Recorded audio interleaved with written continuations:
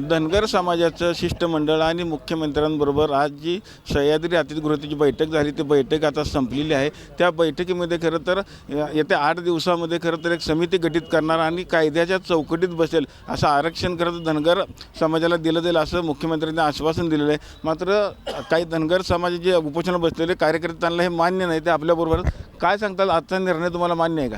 गेल्या 60 वर्षापासून अनेक सरकारांनी हेच आमच्याशी खेळ खेळलेला आहे, त्यामुळं हेही सरकार आमच्याशी खेळ खेळत आहे। आणि 7 दिवसाची मुदत मुख्यमंत्री महोदय आपणाला पाहिजे। आम्ही महायुतीला 10 वर्ष सत्तेत बसवलं आहे ना, 10 वर्ष तुम्हाला जमलं नाही ना, आता तुम्ही 7 दिवसात काय करणार आहे?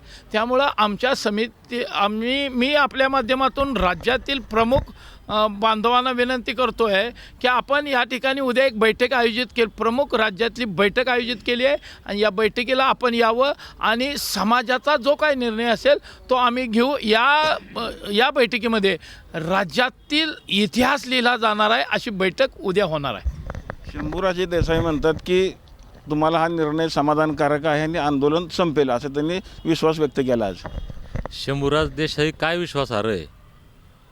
त्यांनी कोणत्या समाजाला काय काय आश्वासन दिले आणि किती फसवलं हा इतिहास आहे। काल इथं देसाई साहेब आले, त्यांना पुतळ्याला वंदन करायला वेळ नाही, आमचे शब्द ऐकायला वेळ नाही। ते शंभूराज देसाई काय विश्वासार्हता दाखवणार आहे? यांच्यावर आमचा मुळातच विश्वास नाही आहे, म्हणून आम्ही आमच्या प्राणांतिक उपोषणावर ठाम आहोत।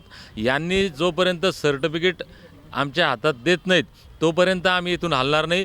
तरी काय महत्त्वाचा निर्णय घ्यावा यासाठी उद्या 4 वाजता या ठिकाणी एक राज्यव्यापी महत्त्वाच्या लोकांची बैठक ठेवलेली आहे। तिथून पुढं काय या आंदोलनाची दिशा राहील ते ठरवूयात।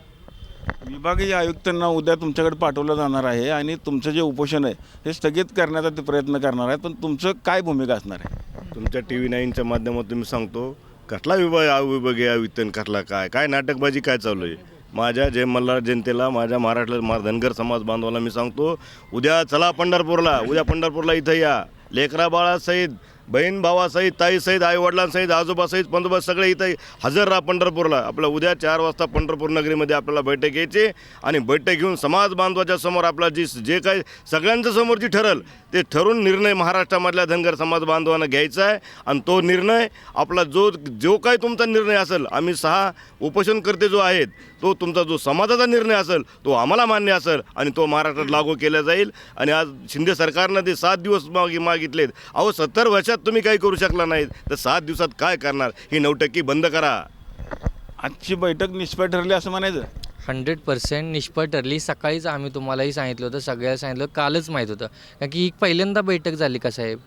अहो चौंडीत उपोषण झालं, सह्याद्री अतिथीगृहाला मिटिंग झाली, त्यात परत 50 दिवसात टाईम घेतला, बरोबर। परत आमच्यासारखे या महाराष्ट्रात सगळ्यात जास्त उपोषण करणारे आमची जमात आहे।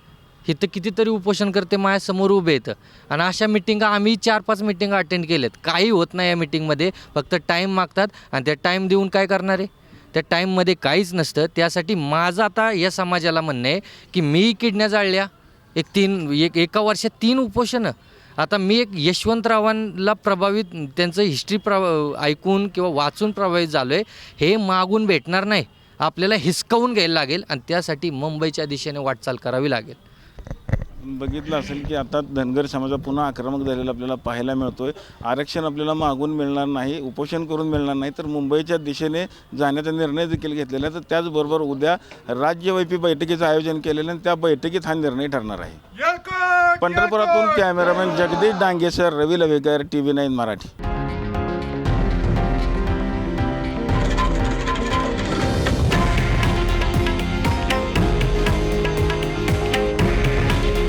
हे आहे देशातील नंबर 1 न्यूज नेटवर्क आणि आपण पाहत आहात TV9 मराठी।